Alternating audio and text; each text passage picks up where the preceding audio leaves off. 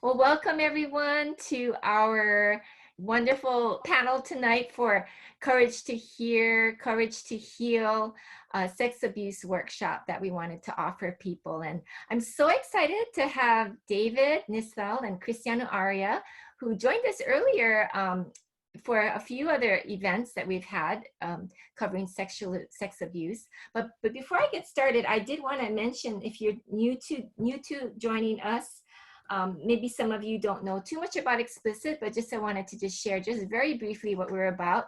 You know, we know that parents and pastors struggle to talk with young people about sex and sexuality topics. So we want to equip you with relevant faith-based resources to have these conversations with confidence.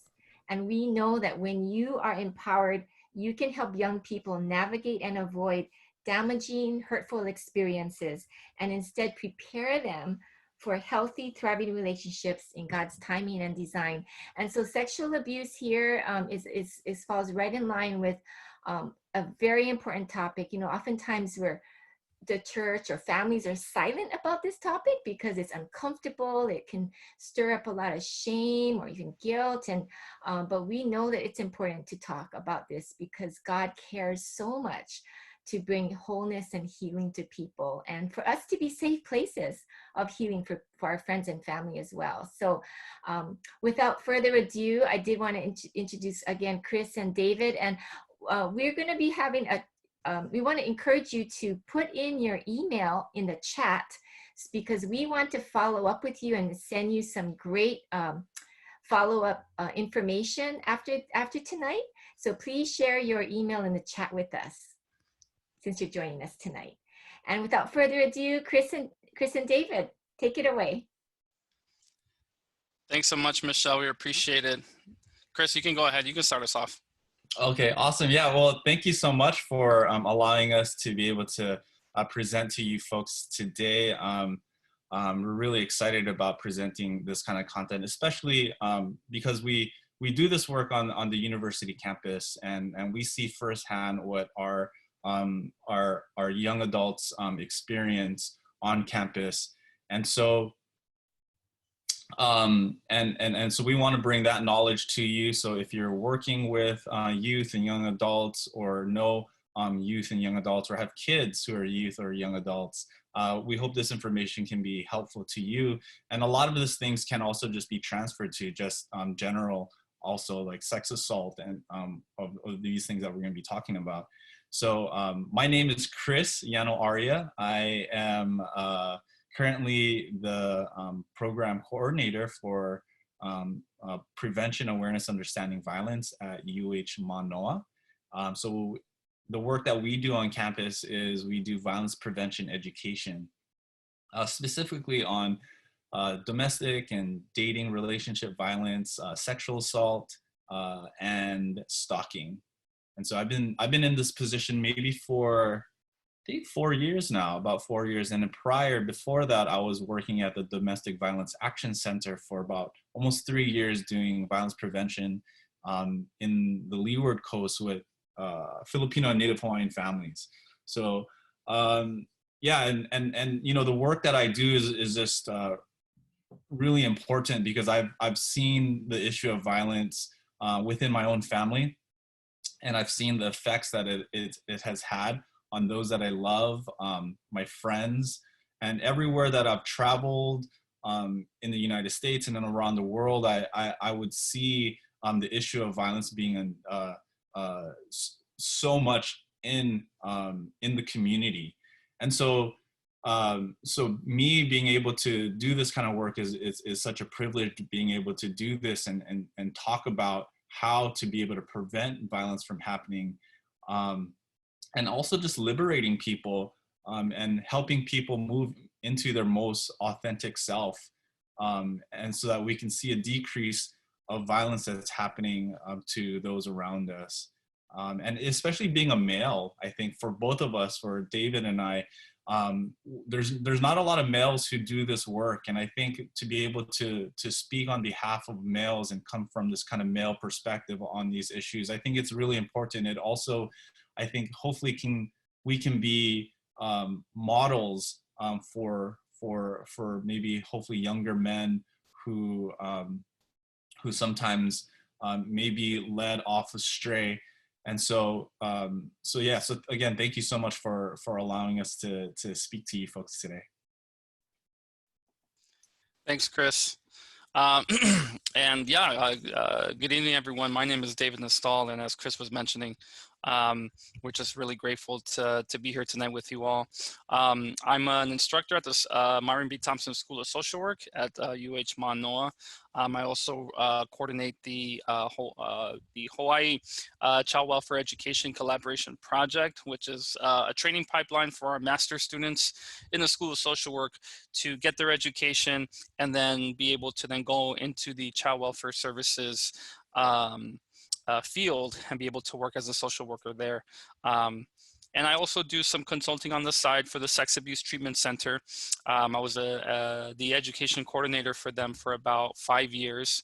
And then now I still partner with them from time to time, and I consult on some projects.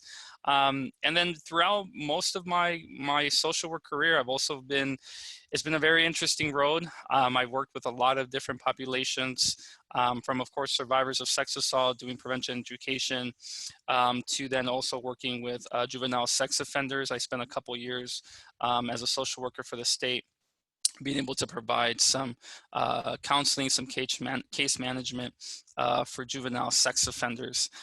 So it's been it's been tough. It's been a blessing. It's been rewarding in many different ways to see this issue of sex assault in various different ways, from college campuses to in our community, to also seeing those who perpetrate and who commit offenses, and be able to see how to really also provide services for them as well, and being able to bring accountability, as well as also looking into the rehabilitation process. So it's been a very interesting, tough, but I think overall it's been a blessing to also be on the side of preventing sexual violence. And as Chris was saying, we've had many opportunities, both him and I. We're old buddies, so we've done a lot of work together. And hopefully tonight can be useful for you folks. It can be beneficial.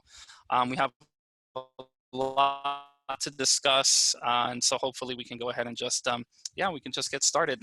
We'll have some time hopefully for questions towards the end of our presentation, and then that way you folks we can all engage together. If you all want to write it on the chat, or you can mute your mic. Once we're done with our presentation, we can go ahead and do that. Actually, there's going to be a portion of our presentation that's going to require some audience participation. So stay tuned. We'll go ahead and get that started. Yeah. Oh, go ahead, Chris.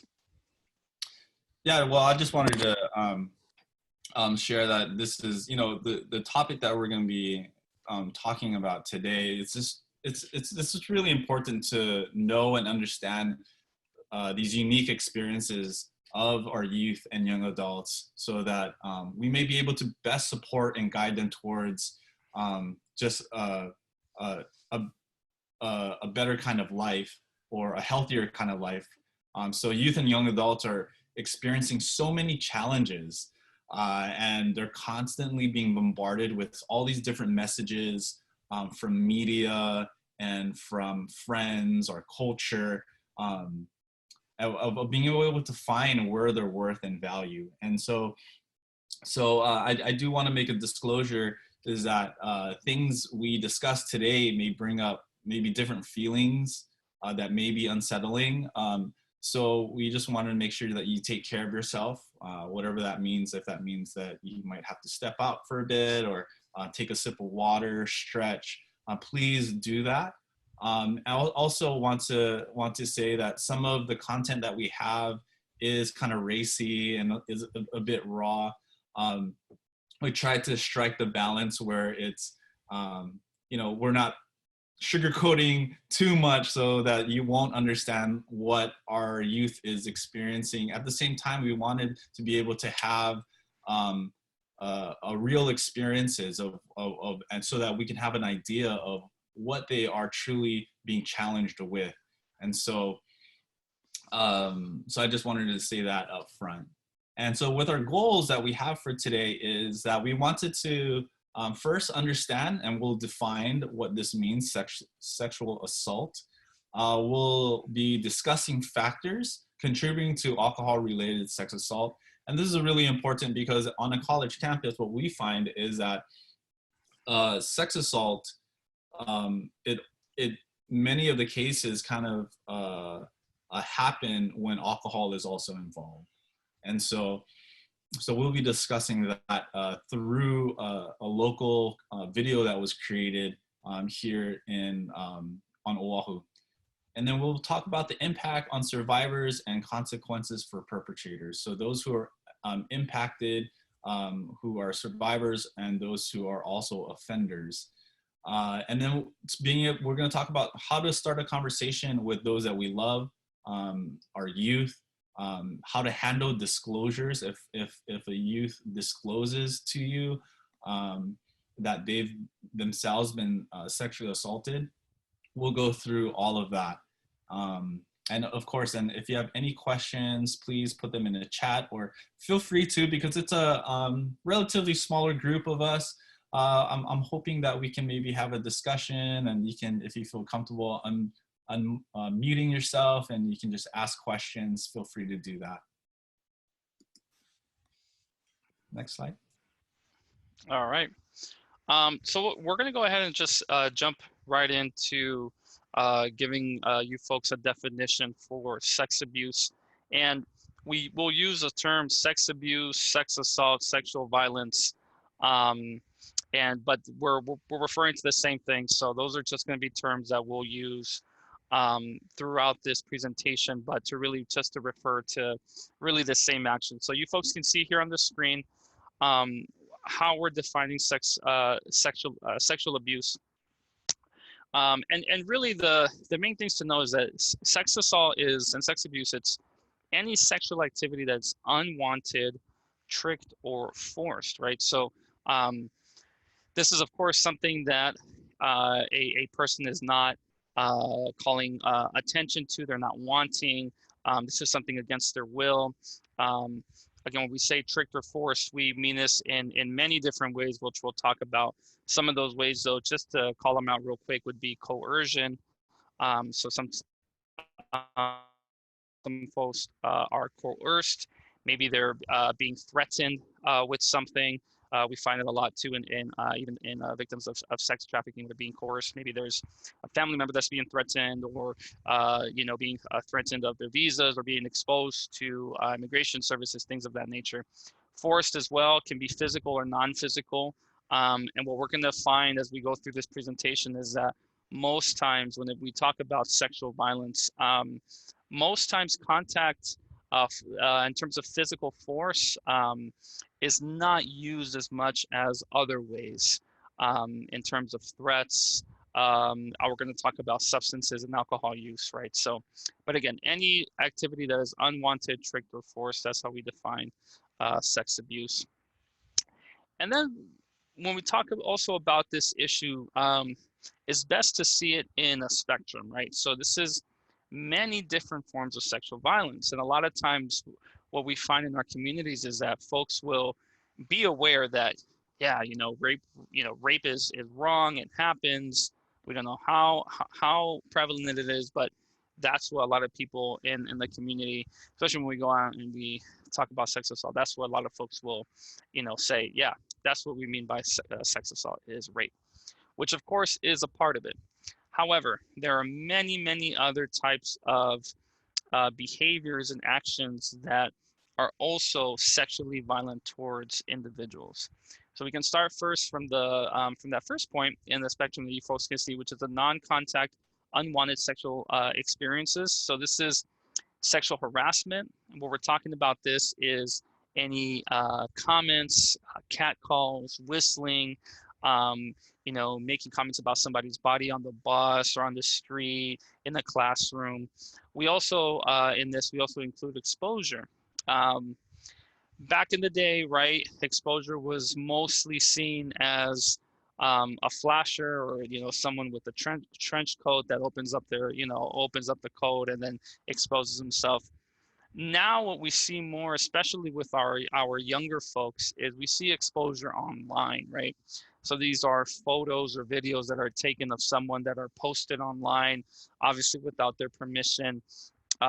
We can also call out to revenge porn.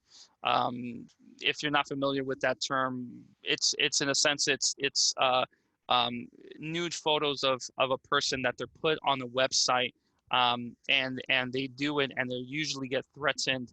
They're usually wanting something in return in order for them to take it down. Sometimes it could be money too. I was actually we had several stories like that come through the sex abuse treatment center where someone wanting X amount of money, and if they didn't pay that, then they would continue to just leave the video or those nude photos up online. So again, that's a form of harassment, a form of exposure. We then go on into unwanted sexual contact.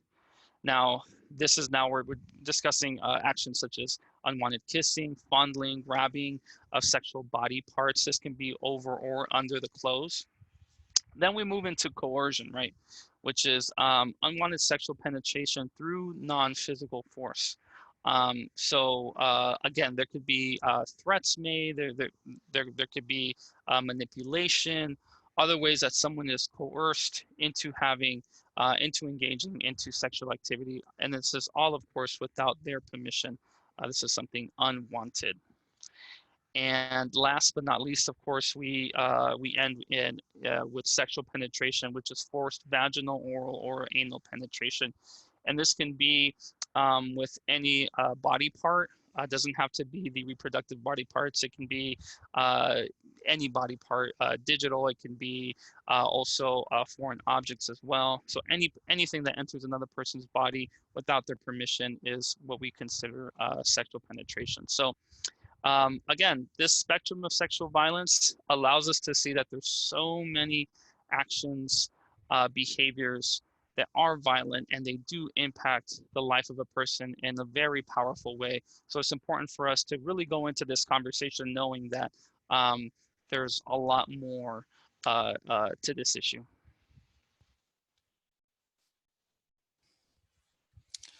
Okay, now we're going to go ahead and we're just going to start to get a little bit more focused and centralized on understanding the issue in regards to alcohol and sex assault. One of the things I was fortunate to be a part of at the Sex Abuse Treatment Center is for about 4 years, it took us to really create projects where we looked at the intersection of alcohol and sex assault, right? So how do these two issues really come crashing together? And it really creates a high risk situation for a lot of harm, a lot of violence to happen. So here are just some of the things that we found through our research. We can see that one, when we start talking about alcohol-related sex assault, we see this prevalent within the college age folks, right? So anywhere from 17 all the way to about 26, which we call emerging adulthood. We have seen over 50% of the cases that came through the sex abuse treatment center involved alcohol, right? And again, the stat says 12 to 46. We saw it a high percentage though, and mostly concentrated between 17 and 26 years old. But in terms of alcohol happening, youngest was 12, oldest was 46.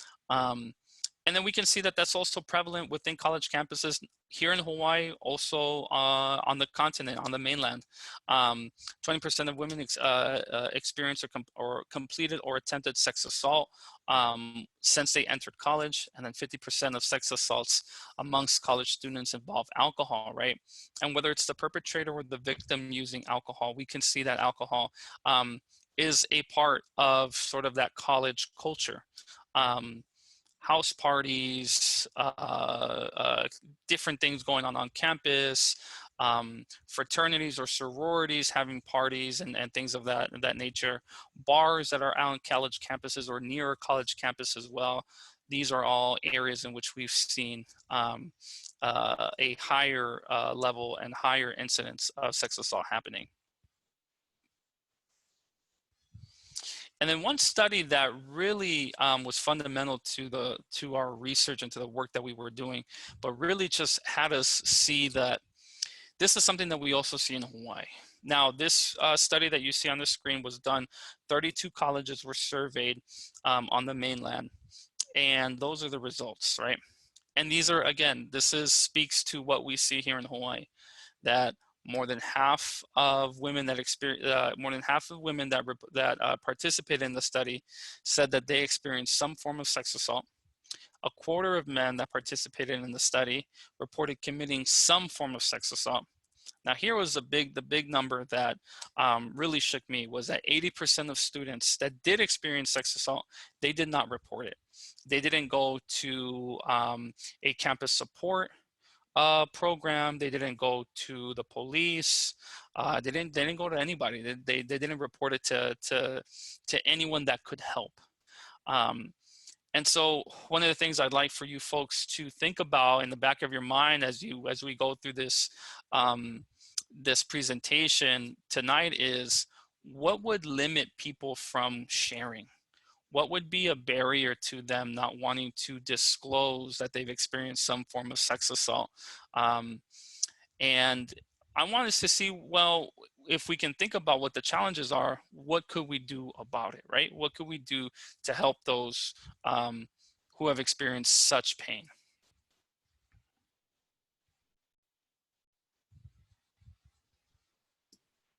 And we're gonna, thank you, David. We're gonna talk about more about some of the statistics and numbers that we see just throughout the United States.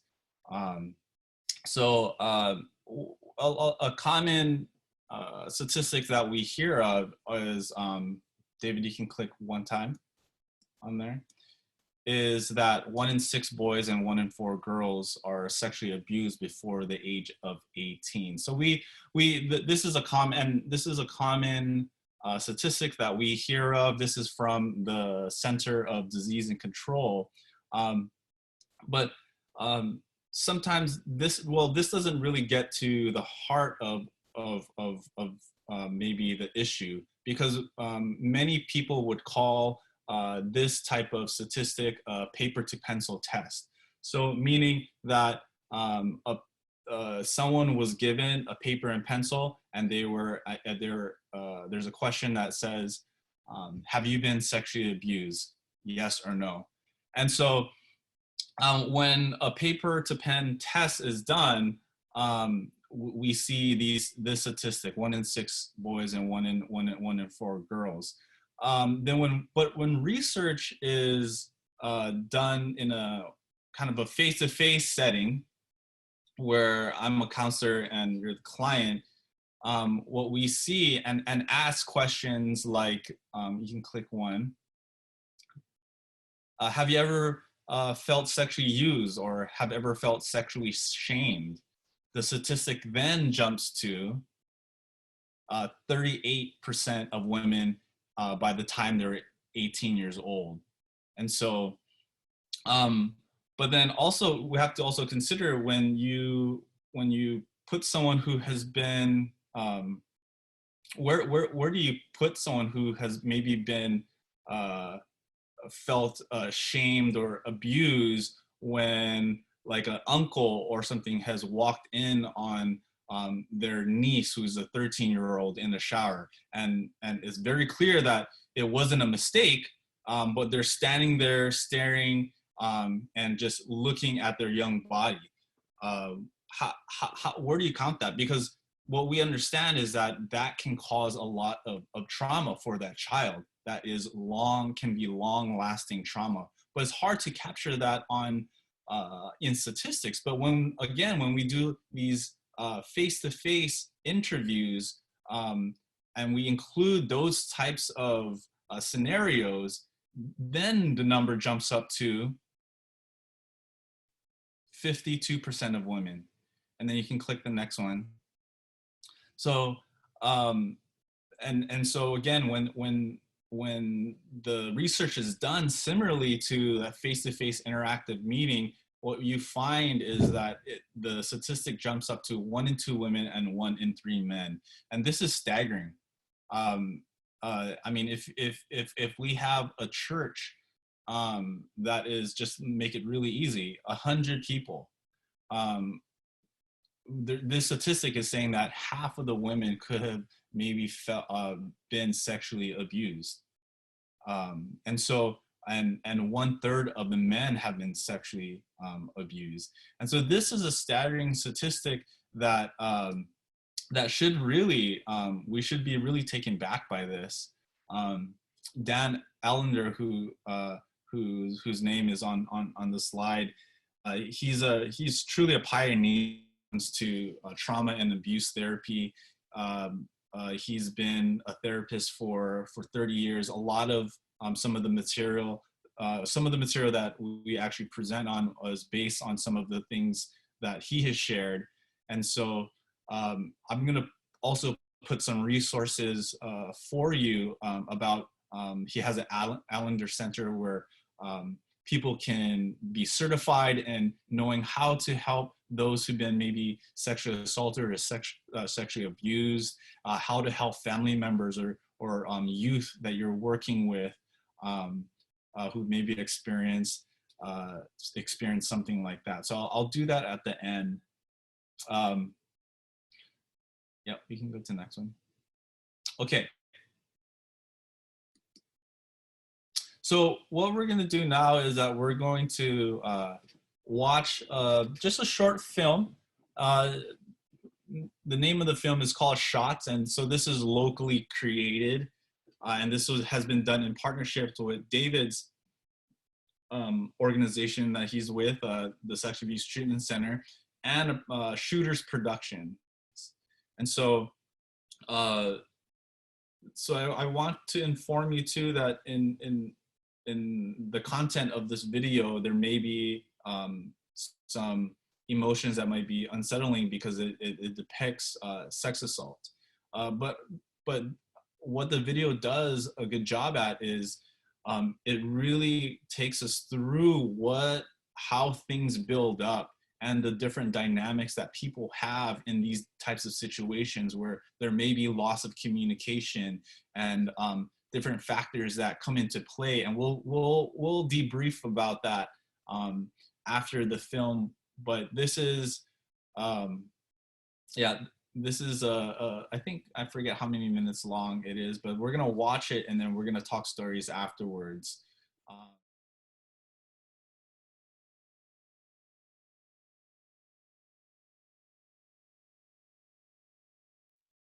Thank you so much for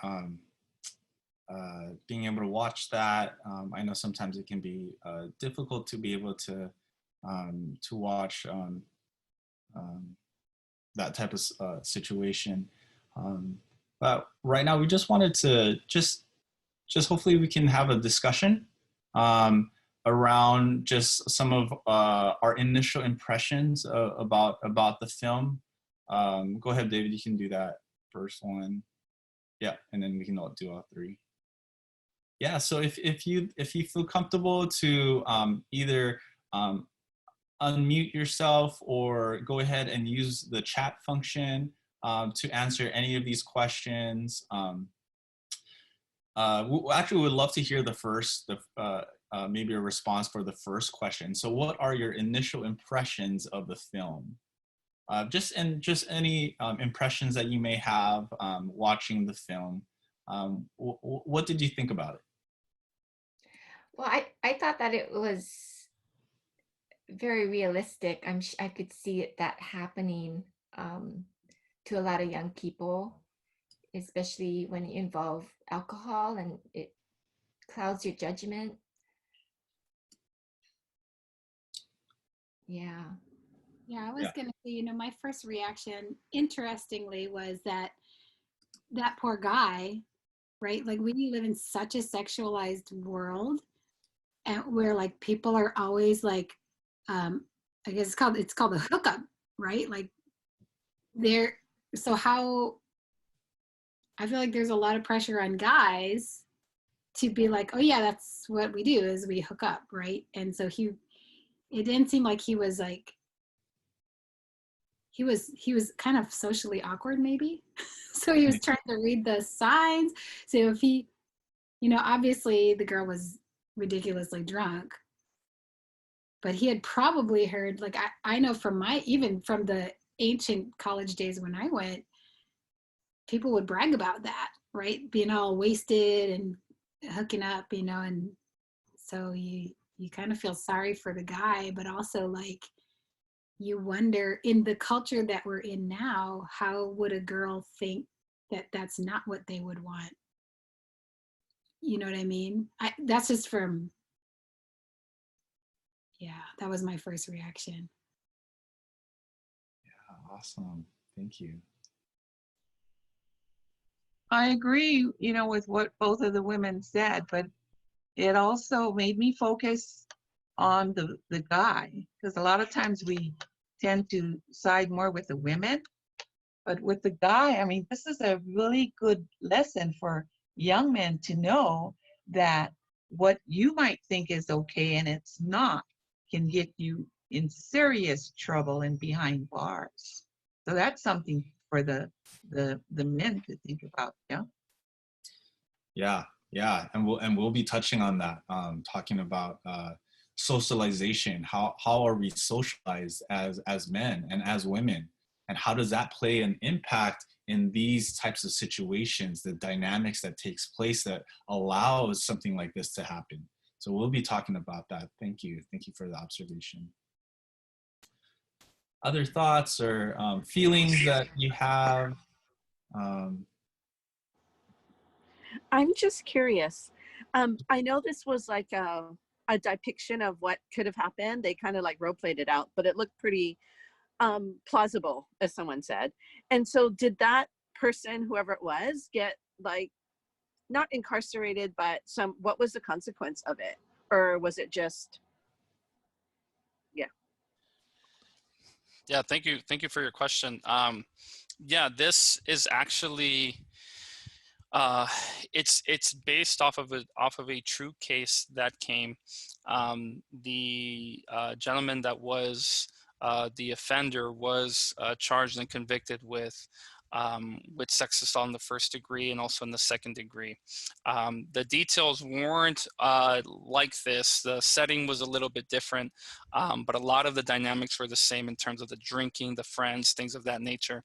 But there was more to that actual case. And so in that story that we used and that case study that we used to make this film, that gentleman was convicted, was charged and convicted with sex assault. I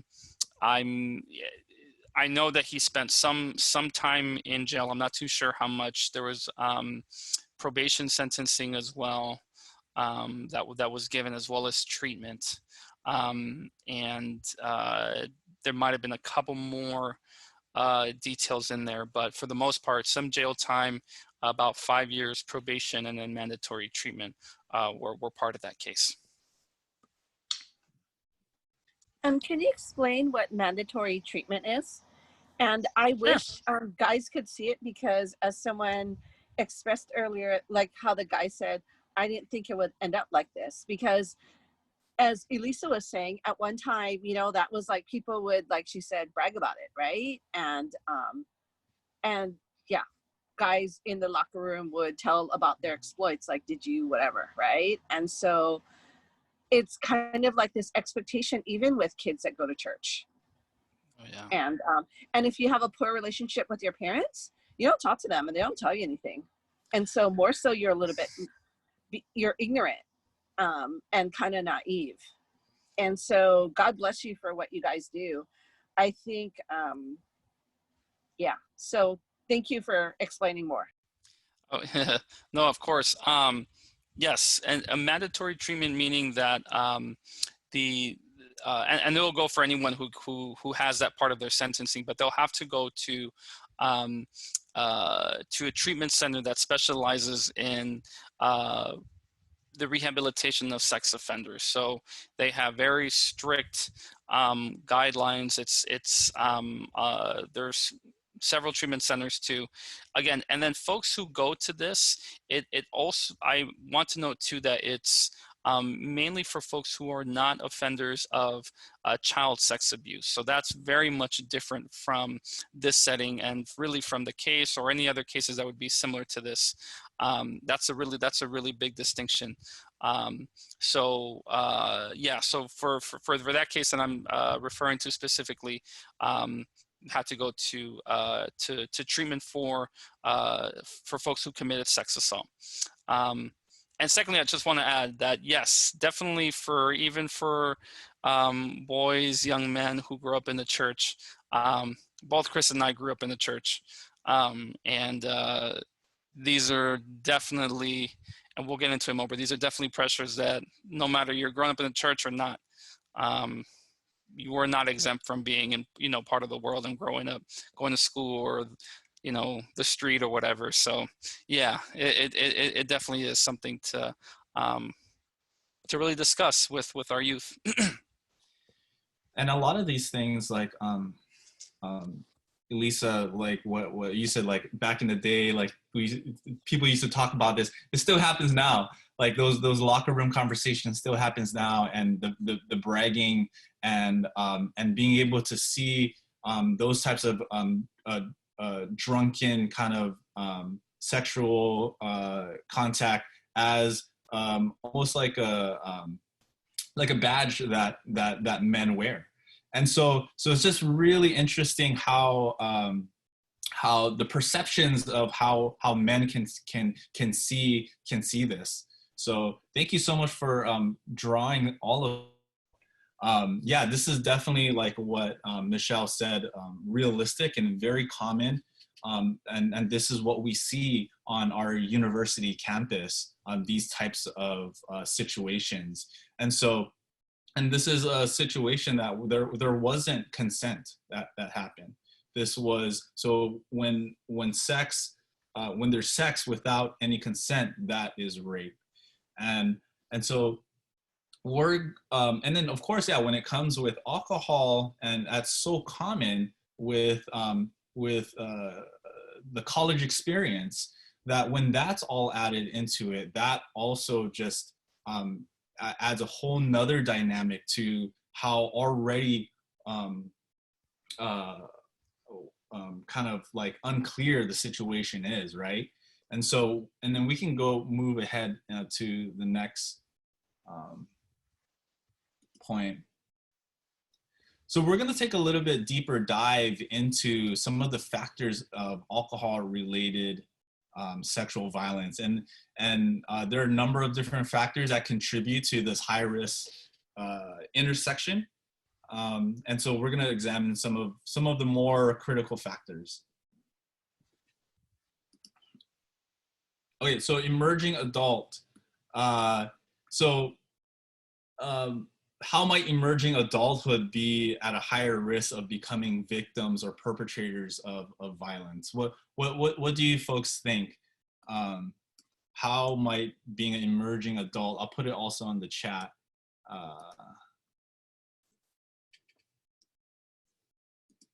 How might emerging adults be a greater risk and become victims of perpetrators of sexual violence?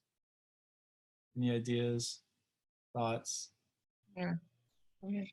Yeah, you believe that peer pressure would be a big part, Oh yeah, huge part of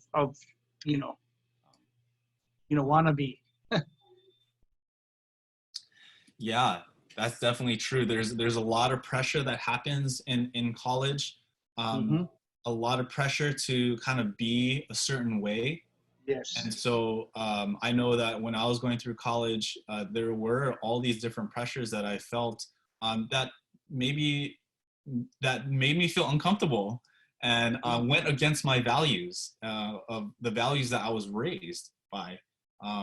And so definitely we see that issue or pressures taking place.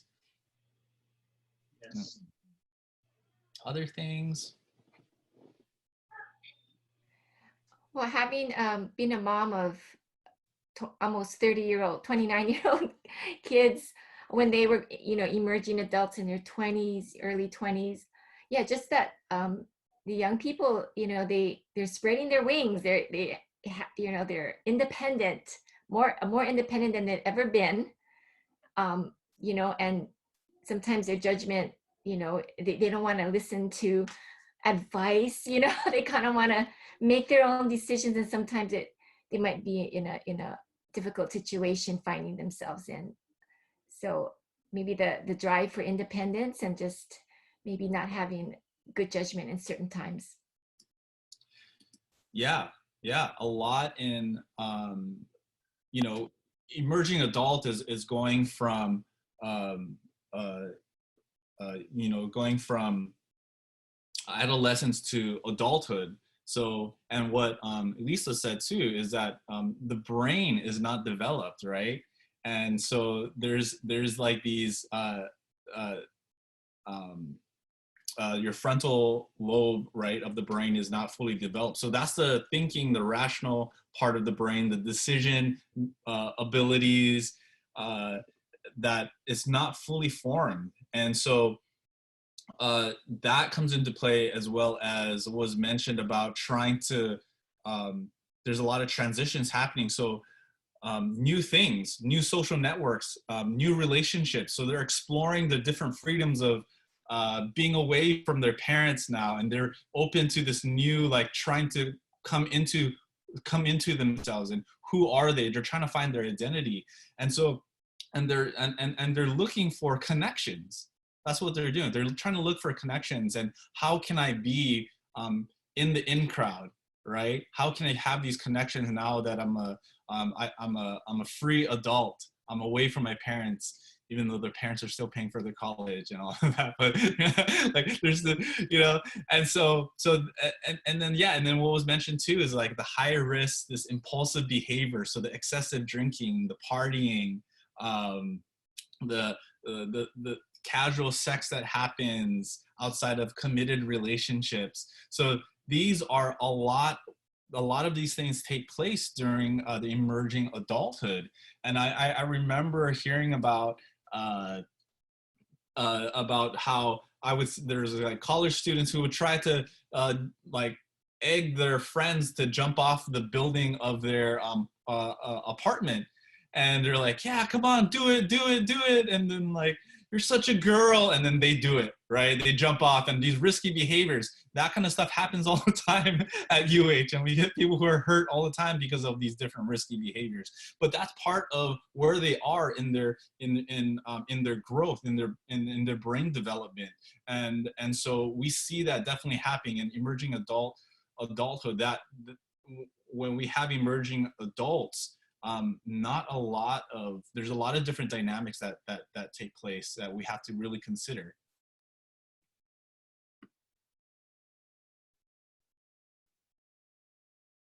All right. Thank you so much. Let me see did I miss anything? Okay, so what we can do to help.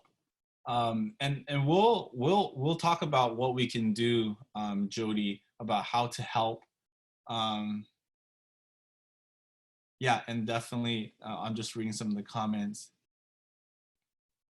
All right, so we're gonna move to another factor that we see that plays a huge role is the hookup culture.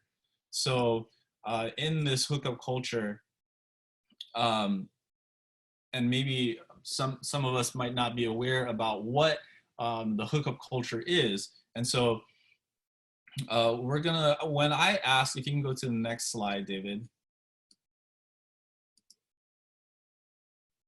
So when I asked, I had some of the students that when I do different presentations, and I just wanted to get their thoughts about what are their thoughts about hookup culture, what does it mean, and these are the different things that they said.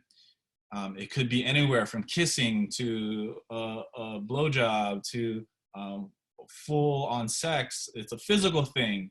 It's just about sex. Drunk sex over the weekend, DTF, down to the explicit word, one night stand, And someone said hookup culture is that you want to have options. So these are the different definitions when asked students here at Manoa, what is the definition of hookup culture? We get a lot of different definitions. And so, and you can see how these varying definitions, just using the term hookup culture, can affect a person's perception of dating and sex. Just like how we saw in the film with Jordan, there's different perceptions about what does like hookup mean, or how are we going to end the night. And so we see these types of miscommunication happen all the time. And then also when I talked with someone from a fraternity and I interviewed him, one of the guys, he shared with me that in his fraternity, that the people that he hangs out with, if they were to have other things other than sex, but these other ways of engaging sexually, they would just name it. But with him and his friends, like hookup is when the deed is done, he said. So it's basically when there's sex involved is when it's done.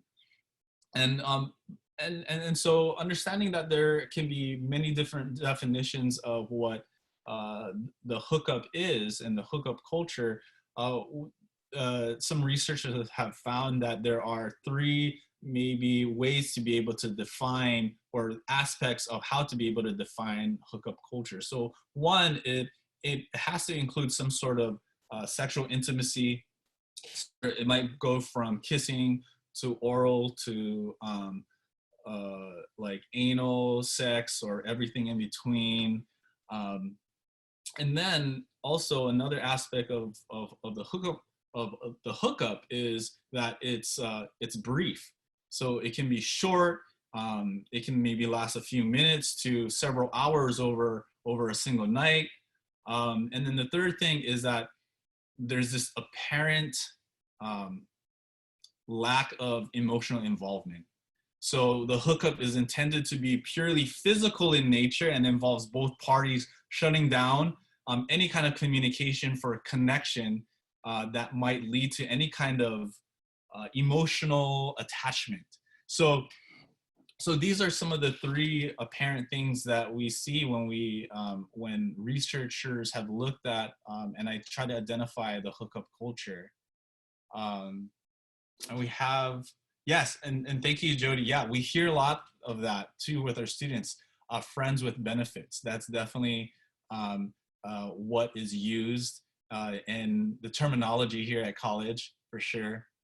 And then we have a question: would college freshmen be most vulnerable to the hookup culture, being that they're the youngest group of students? Yeah, so what we find, at least in our program, there are disproportionately those who are victimized are like freshmen or undergraduate students. And yes, and I think you're right that it's because they are more vulnerable. They haven't found their roots or their connections yet in the new environment. And so because they haven't found the root and connections, they're looking to go to and find connections and find their group that they want to hang out with. And so they go to all the parties that they're invited to. And because they want to feel like they're part of the community, and they want to try to find some grounding and find some networks and connections in that way.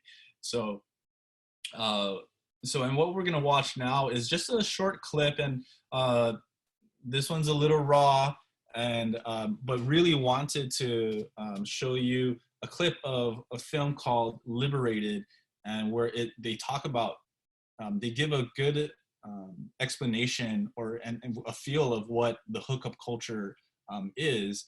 And this is like pre-COVID, and so you'll see a lot of people like kind of hanging out together. But this is under 2 minutes, and we'll just quickly watch this video, and it will give us a better idea about the hookup culture.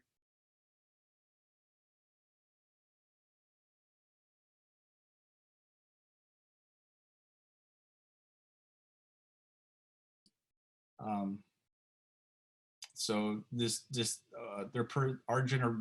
generation, their generation, and their views about love is so skewed. And I think that's what we'll find in college, people not understanding what true love is, or what it looks like. And so, which brings us to the next factor that we find too, when it comes to sex assault. Oh, if you can go back, David. Is social media. So social media and dating apps definitely influence the hookup culture. And so social media and dating apps, it really fuels how fast people communicate with each other and allows them to hook up like really easy. There are specific kinds of apps that it's just easy to scroll, and you just look at the person's picture, and you can they say swipe left or swipe right, to either reject the person or to like the person. Certain apps are known to be specific to just to experience a hookup, just to have sex. And so it's not just going out and having a nice dinner and a date. Sometimes it's about that, but other times it's about just finding that hookup. So now, because of technology, these dating apps are readily available, and many youth and young adults are using them. And because of that, what we're finding is that the expectations around sex have changed, and it's really accelerated, and people can have sex whenever and with ever who like they want. And so a lot of focus is on this like immediate gratification. There's this constant stimulation, and this kind of like ambiguous communication around hooking up that can lead to the like thinking errors that we saw in the video.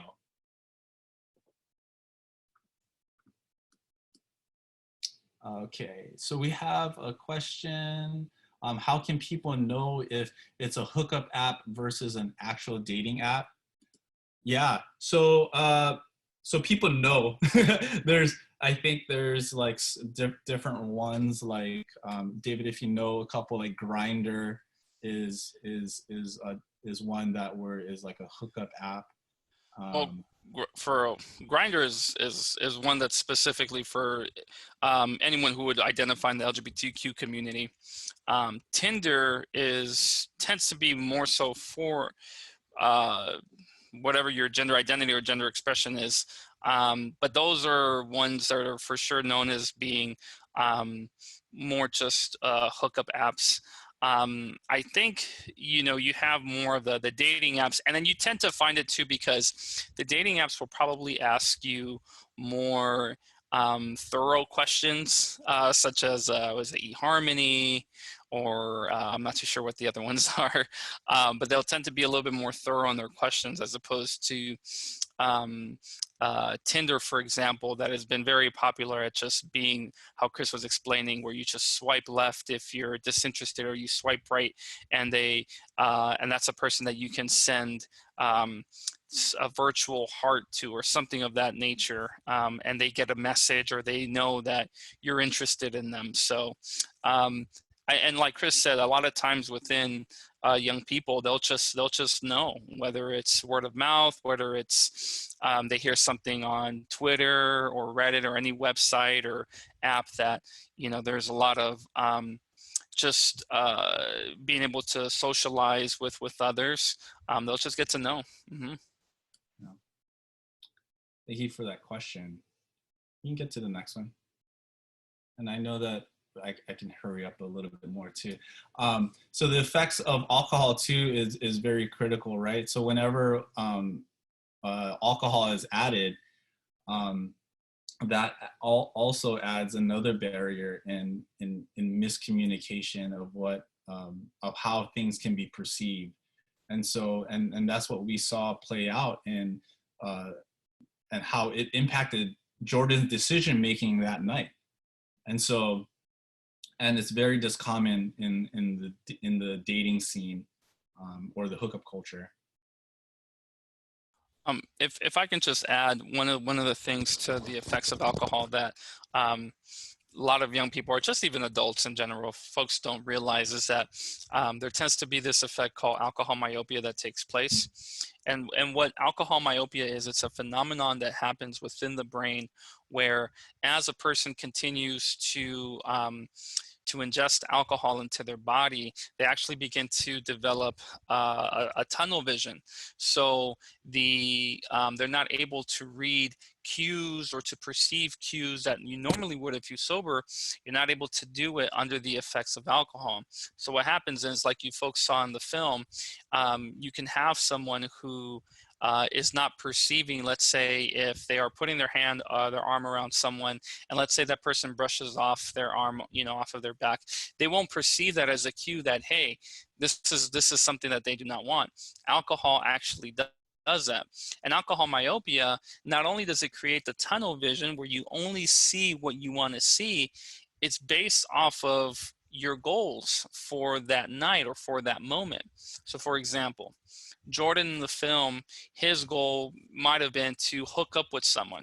And as he began to ingest alcohol and the phenomenon of alcohol myopia takes place, he began to sort of have a tunnel vision that only looked at, hey, what is letting me know that this person may want to have sex with me? And so as he perceived it, he thought, well, she's letting me grab her hand. I can put my arm around her. She didn't push me off. But his biggest mistake was that he didn't recognize and didn't acknowledge the fact that this person was intoxicated, which of course led to him crossing the line and committing sex assault. So it's very interesting because alcohol myopia is a phenomenon that really makes it very easy to not read cues accurately and to not assess risks. So a person is already putting themselves in the line of fire, so to speak, through alcohol and through this phenomenon. Yeah, and so you can go to the next one, David. And basically what, or alongside what David is saying is that if someone believes that alcohol makes people more interested in sex, that person may be more likely to assume that any friendly behavior is a sign of sexual interest and act on their assumption once they're intoxicated. So when alcohol comes into play, there's all these different things that decrease: ability to read cues accurately, decrease ability to assess risk, as David was saying, and decrease ability to realize consequences. Go ahead, David. And then we come quickly, we're gonna go through this, the gender socialization of a little bit of what we touched on. Because this is another factor in alcohol-related sexual assault. Because in the film, we see Jordan believe that if he purchased drinks for Stacy, she would like him, right? And that's what was said in the film. And so, what messages do men often hear about how they're supposed to act towards women? And then, where do these messages come from, right? And so also we recognize where Stacy discusses how after Jordan bought her drinks, she didn't want to be that person and refused Jordan's advances. So what messages do women often hear about how they're supposed to act towards men? And where do these messages come from? A lot of these messages come from our culture, where through this socialization process is this process of learning different expectations and attitudes based on one's sex. So gender socialization is a very, very critical factor in perpetration of sexual violence as men, and are commonly thought to view their gender as being dominant or aggressive, whereas women can commonly are taught to view their gender as I'll be the submissive one under men. And so that plays out in these different situations, like the situation that we see with Jordan and Stacy. And yeah, and there's, and then, you know, and then there's people that who also use the Bible to be able to where it can misinterpret the Bible of where it says that in coming under submission. And so gender stereotypes can influence how individuals view their own sexuality and how to approach romantic relationships. So, and how they're supposed to interact with men, and how they're supposed to interact with women. And so we see that playing out in a lot of the situations that we see here on the college campus.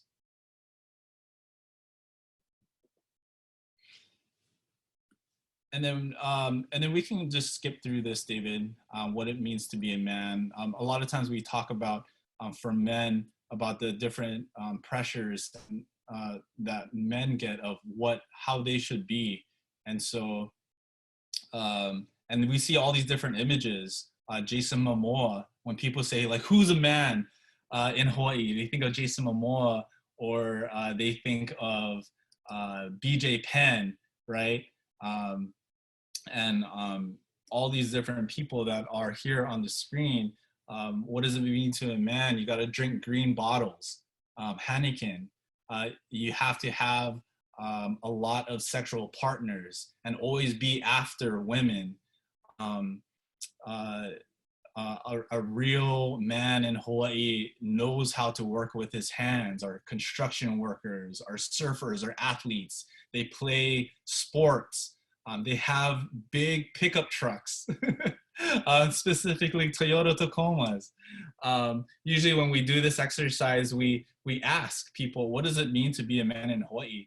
And it's funny because they say all of these things. Then we showed this slide, and they're like, whoa, they're very surprised that like we read their mind or something.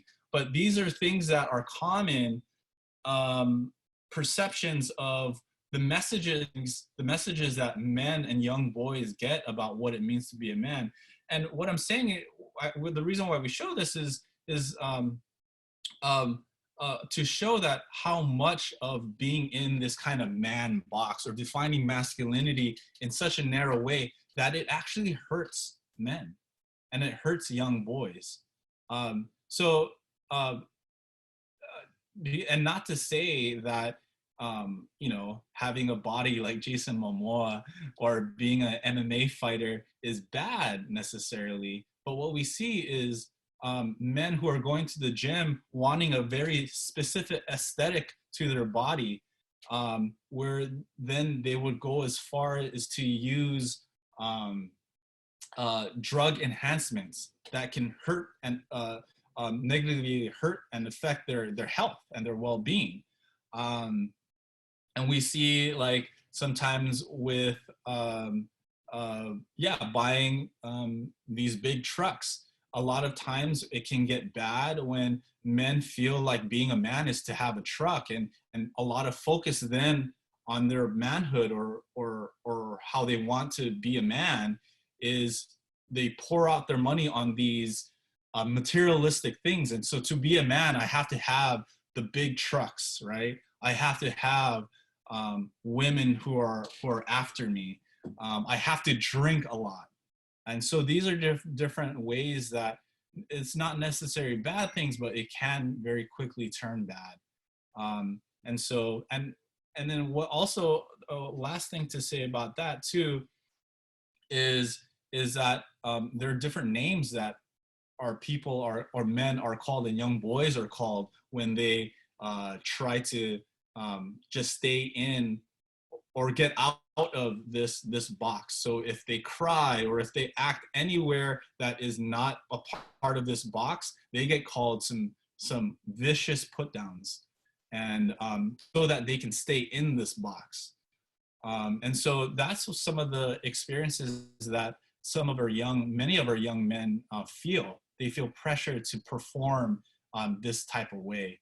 And so that's just something important that we talk about. David, you can quickly maybe go through the next 3 slides. I don't need to maybe explain too much. Yeah, you can just keep on pressing. So the emerging adulthood, the hookup culture, effects of alcohol, and gender socialization. That is a perfect storm for sexual assault that can arise. So when we see these types of things, yeah, it's those sexual assault can happen and does occur. And so the perfect storm is preventative. Anything you want to say about this, David? No, I mean, just the fact that, you know, that scenario that you folks saw is definitely preventable. And when we talk about being able to keep keep our, you know, for really for young people, for anyone, just keeping others accountable to their actions is huge. You know, it really would have happened if Jordan's friend would have kept him accountable, and would have spared his friend from crossing the line. And I could just take a couple of minutes, because I think we jump into the impact on survivors, which I'll go over quickly. But some of the consequences for perpetrators is obviously there's tangible consequences. Anyone who gets charged and convicted of sex assault can face up to $250,000 fine. They can face up to 20 or more years sentencing in prison, depending on what they get convicted of. With folks who are, when they go through the legal process, depending on the severity and the type of sex assault that they commit, there's 4 degrees to sex assault, 4th being the lesser of the degrees, and the first being the strongest. And usually first degree always involves penetration, forced penetration, of course. So that's always going to be part of sex assault 1.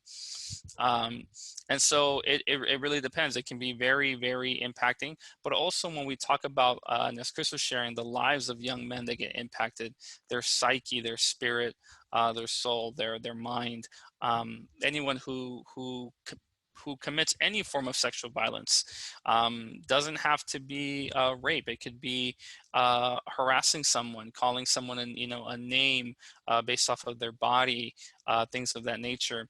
That also begins to have an impact on these young people. Unfortunately, we see most who cross the line in that way tend to be males, tend to be boys, and it speaks a lot to the culture that Chris was discussing. So that's definitely one of the ways of preventing it. And so I'm just going to go ahead, Chris, if it's okay with you, I'm just going to go ahead and skip through this and we'll get started, because I know we only have about 10 minutes, folks. But I just really want to give you folks an idea of how this impacts the life of survivors. And this, you can see there's a list of effects of sex assault. Sex assault impacts a person's life in every facet and every form, from physical manifestations to psychological. It can impact their social life. Some folks can retreat and not really associate with others that they used to, or they can be a lot more involved. If they were a person who was a little bit more reserved, like to spend more time by themselves, they can be even more engaged to try to cope with really the intense feelings of fear, of hopelessness that comes through being a victim or survivor of sex assault. And again, you folks can see the list there of some of the common effects of sexual violence. There's also some long-term effects too, especially when impacting a person's mental health. Anxiety, depression, dissociation is common. Dissociation being when a person really sort of leaves their body. So there could be some instances of derealization or depersonalization, where a person can feel as though they have left their body. It's just a way that the body deals with stressful moments and stressful times in a person's life. Those are very common.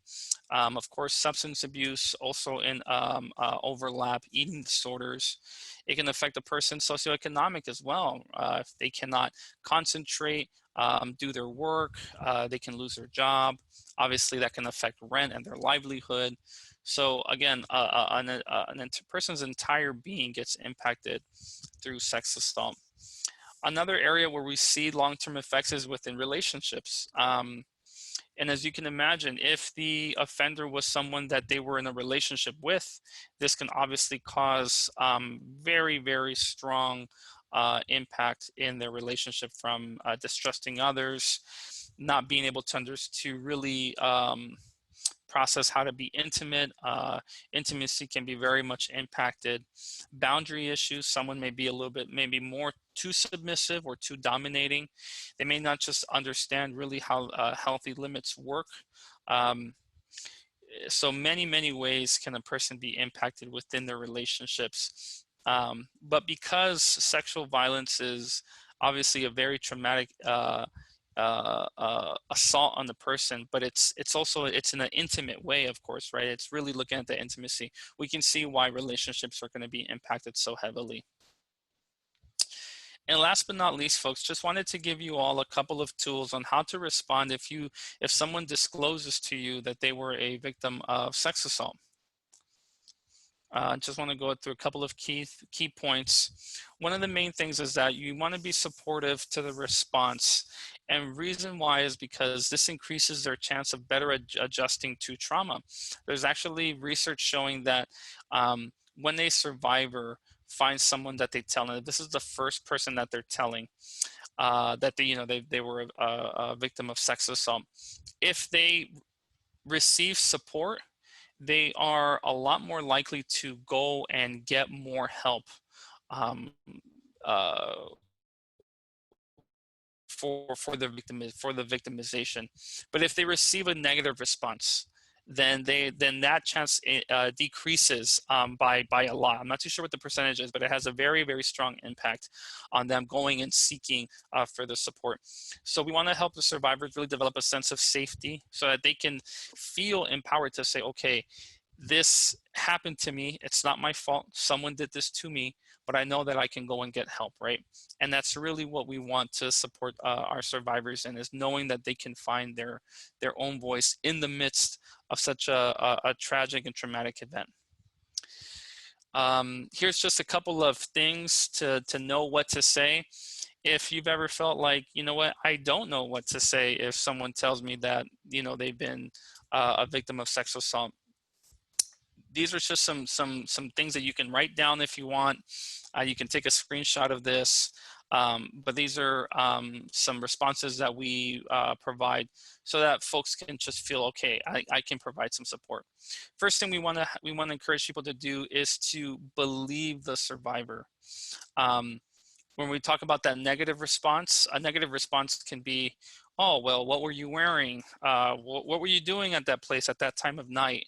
Why were you doing this, so on and so forth. We want to really be able to create a safe space, show compassion and kindness to the person who's sharing this with us. And that can come in the form of just saying, I believe you, I hear you. The next thing is we want to also assure them that this is not their fault. One thing that we want to make extremely clear is that a person who is a victim of sex assault, they are never at fault or to blame.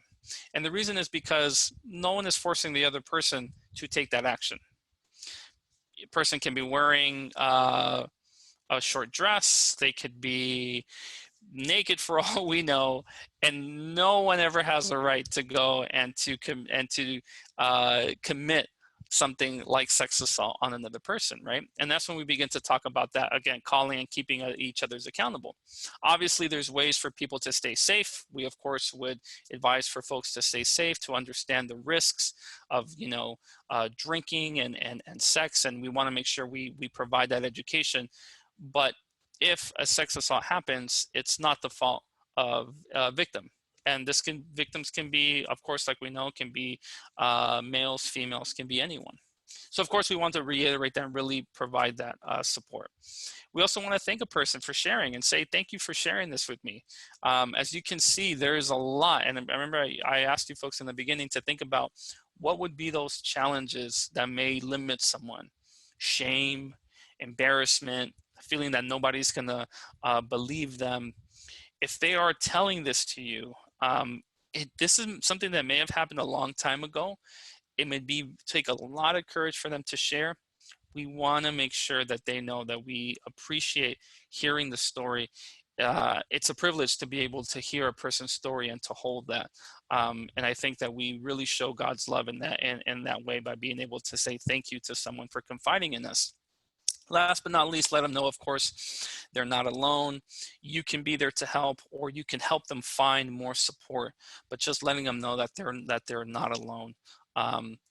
Feeling helpless and feeling alone is a very common reaction to a traumatic event. And this is just a couple of pointers, folks, on starting the conversation. If you have teens or young adults of your own, as children, as kids, children, and or if they're still, 10, 11 years old, but they're already going into middle school and probably already going to start having these conversations. This is just 7 quick steps to know of how to start the conversation regarding abuse. First thing is, you want to ask what they know about abuse. I've taken this type of message, not the film, but I've taken this message of preventing sexual abuse to 5th graders, to 6th graders, and believe me, they know a lot more than what we may think. They know a lot more about the lingo, about the language, about abuse. It may not be in a mature way, but they have a lot of knowledge. So we want to ask, regardless of the age, right? It could be an 11-year-old, 12-year-old, or it could be a 25-year-old. What do they know about abuse? Secondly, you can ask them, have they or someone have experienced any type of abuse, right? Of course, we want to do this all in a setting where where it's safe, where we're showing kindness and love. But we want to ask them if they themselves or they know someone that experiences abuse. This will just really allow for your child to be able to dialogue a little bit with you and to kind of talk about, yeah, where have you seen this? Next, we want to share some facts. The last slide, we're going to give you 2 websites that you folks can look into. You look at those websites, those 2 agencies will have information and facts about sex assault on there. Feel free to check those out. But you can just share some facts about sex abuse, how common it is, the settings, some of the signs, which is number 4, talking about the signs of sex of abuse. You folks learned a lot here about alcohol, the high risk that can happen. Those can be some things that you can share, along with more info that you gather from your own resources. Number 5, ask them about what ways can abuse impact someone's life. This allows them to also to start to think of, well, hey, like if someone crosses a line, how are they impacted, right?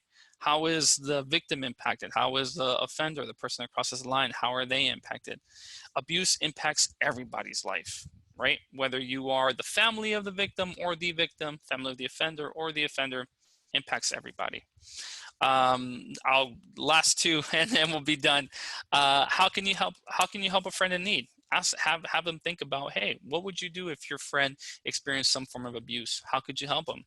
Last but not least, what would you do if your friend was hurting others? And that's a very big key when we talk about accountability, is if you know someone is doing something abusive or something that can cross the line, what can you do if that was one of your friends?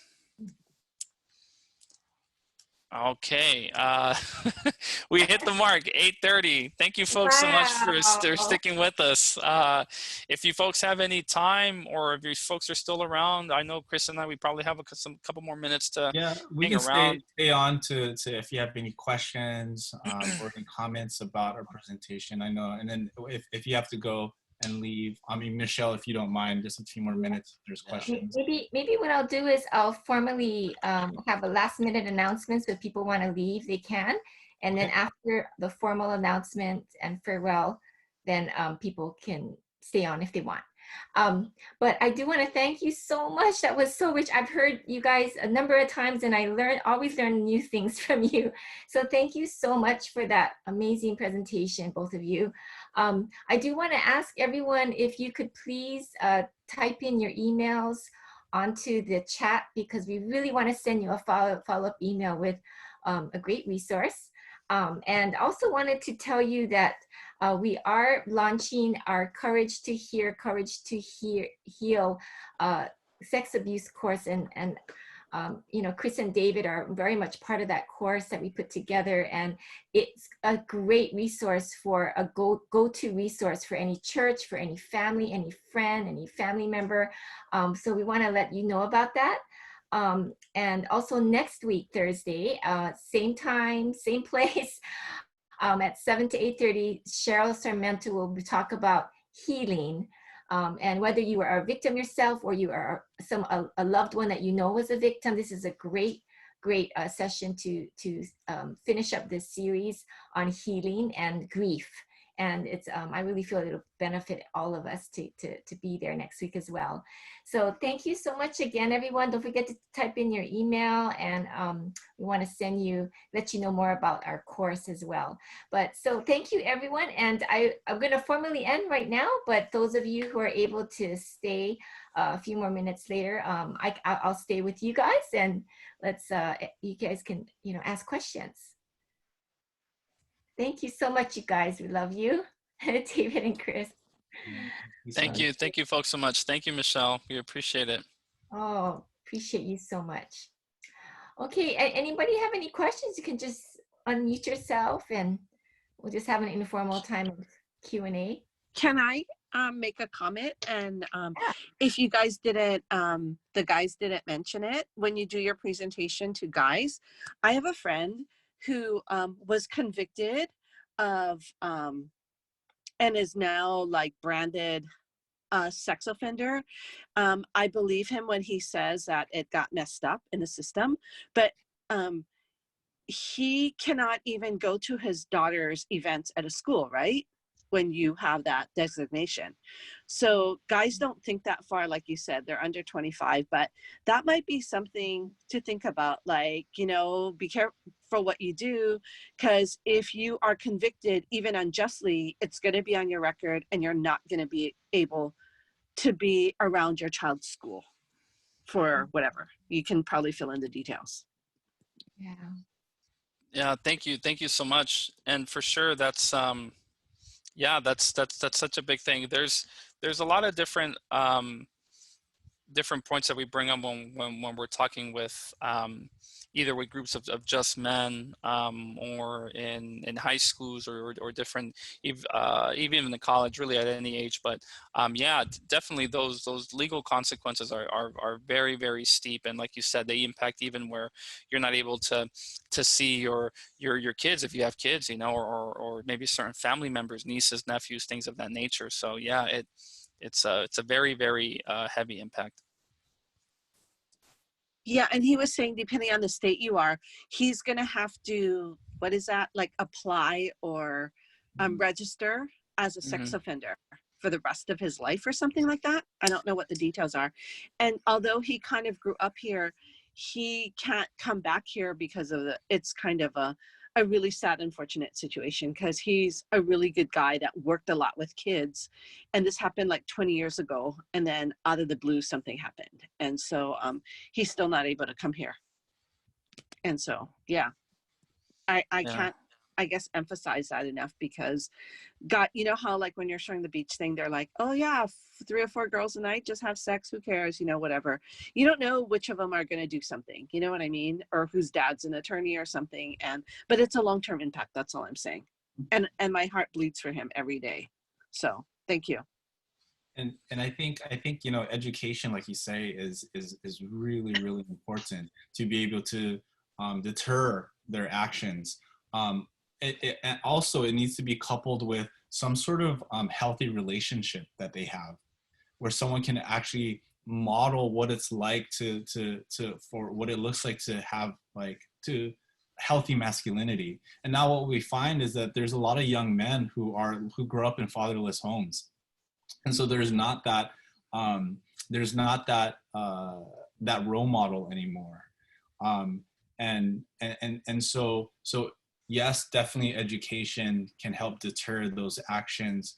But what are the relationships that individual has? What are the healthy relationships that the individual has with people around them?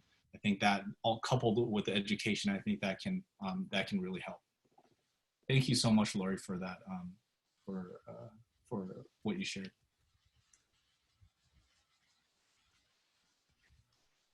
I just wanted to say thank you. I was kind of really in the dark with the hookup culture. I guess this is I I was not aware. But you know, as leaders in the church, we need to be, and that's why we wanted to listen to this. Yeah. But I can also attest to what I think that was Lori. Yeah.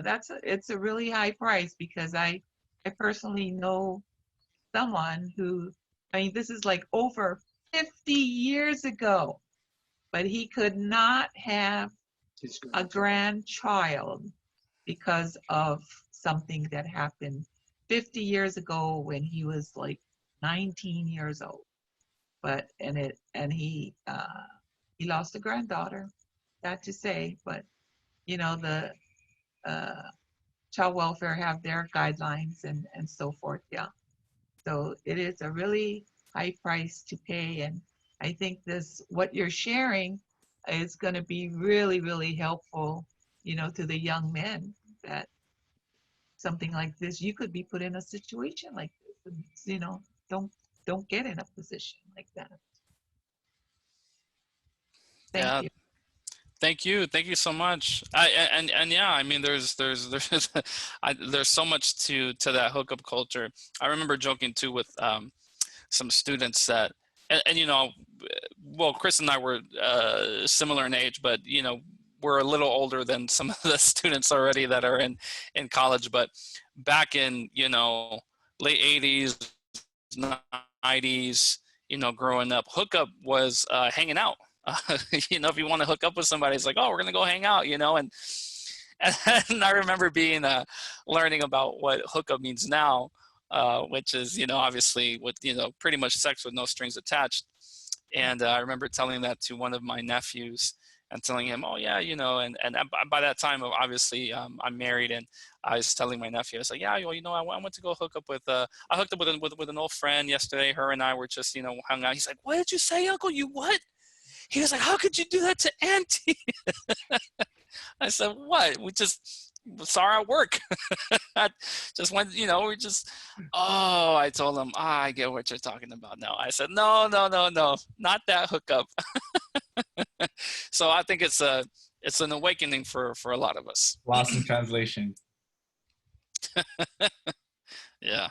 Yeah, I was gonna say, you know, to that point, my kids, you know, I homeschooled them and then I just sent them to traditional school. And because of this COVID lockdown, my son took Lifetime Health, which was like two weeks of that 6-week intensive was about sex education.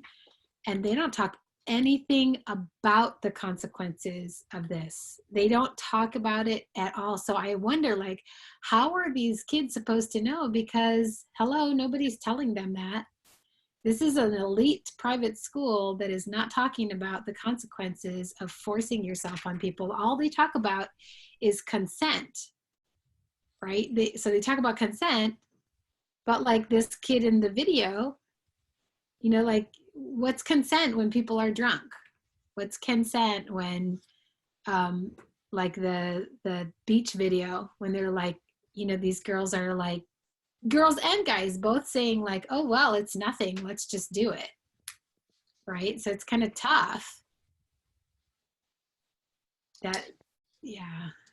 Who's Yeah. them?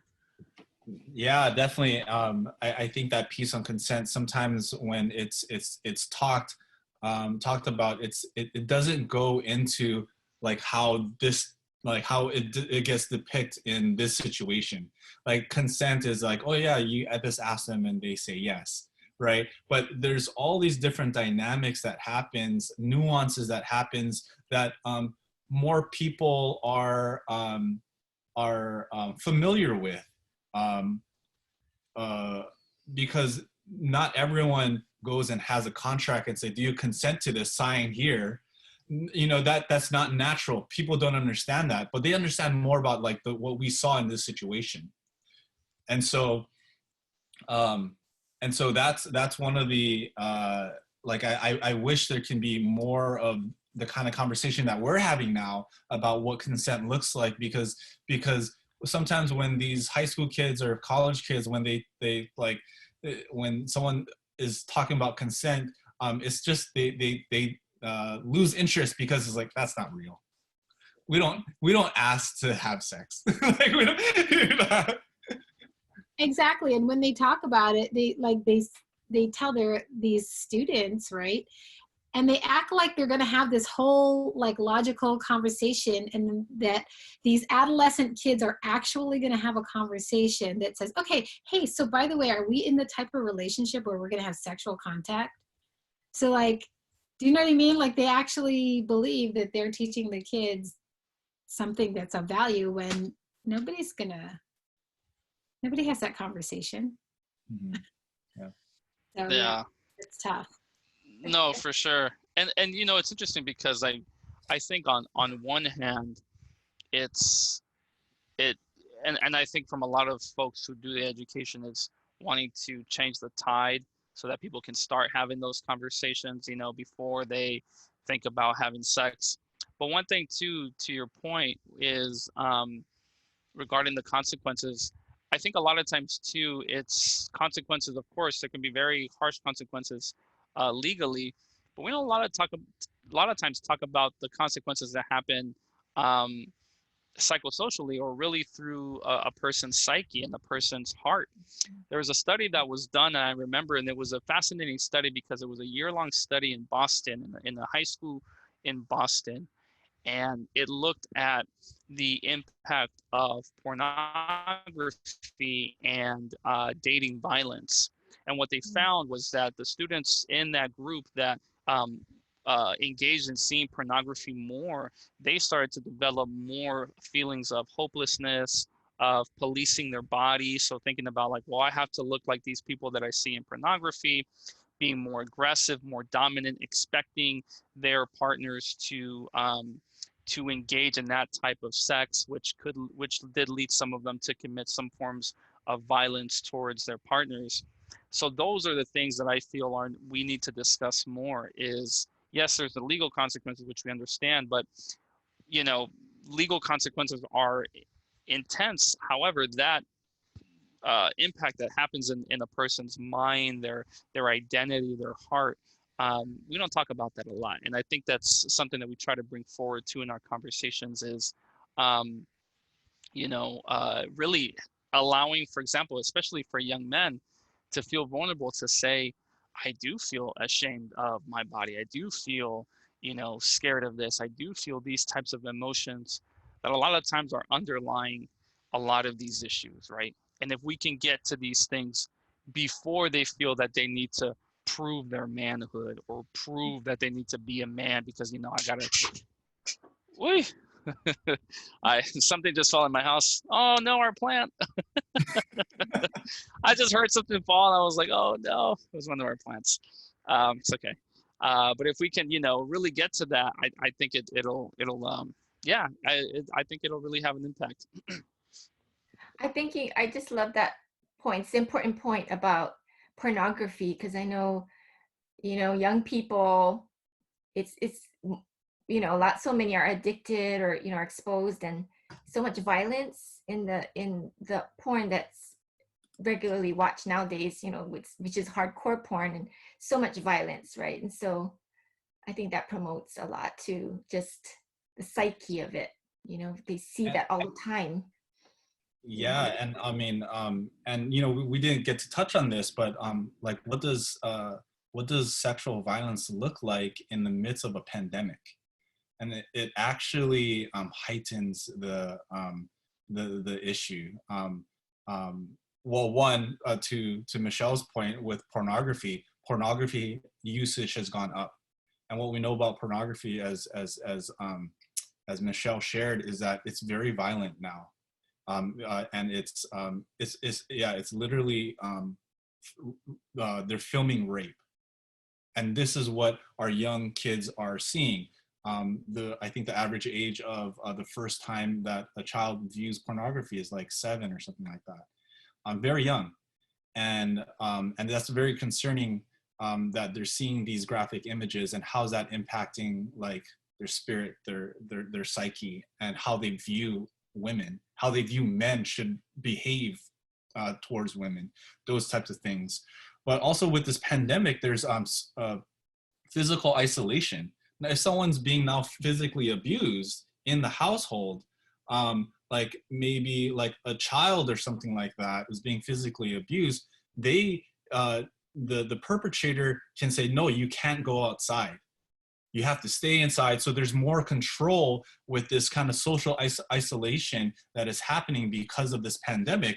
And so, and then what we see too is this like increased use of alcohol. So there's not a lot of industries or businesses that are benefiting from COVID. A lot of businesses are shutting down. But what industries is benefiting is alcohol. So the alcohol consumption during this time of COVID had like, I think 400% increase or something like that. It's crazy. And so, the use of alcohol and people being more incapacitated to be able to give any kind of consent to any sexual interactions, that also happens. Issues of going to shelters, sex abuse shelters. There's concerns there because of they don't want to be isolated with other people who may have COVID. So these types of things to also think about, how does sexual abuse happen? What does that look like in a time of a pandemic? Is another conversation I think is worthy to have.